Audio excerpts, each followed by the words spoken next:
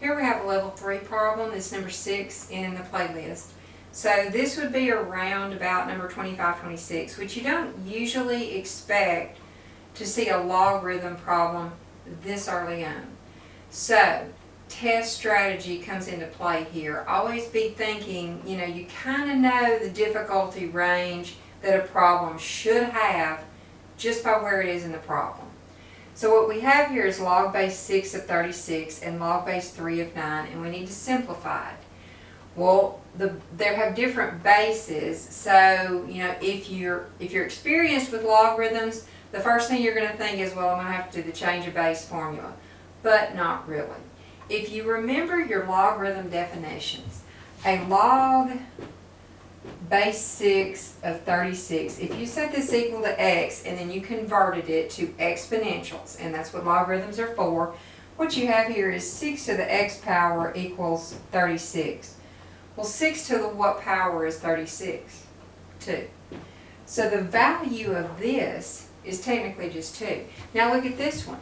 Same thing here. If I converted it, what I'm going to have is 3 to the x power equals 9. 3 to the what power is 9? Also 2. And when you multiply these two together, you get 4.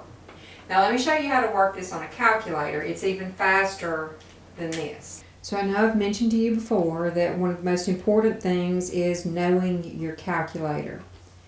This calculator will not do this problem unless you change the base first. This calculator only does logs of base 10.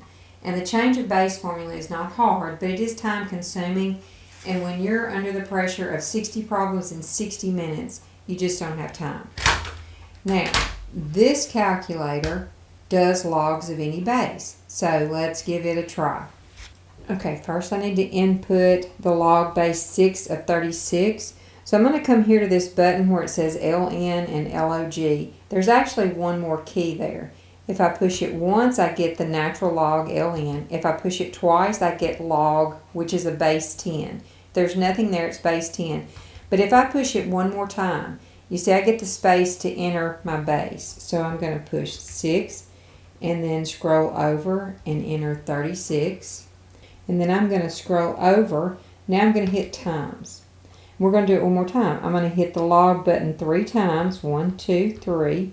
And I'm going to put base 3, move over to the 9. I'm going to get out of scroll over that, and then hit enter. And there's your answer of 4.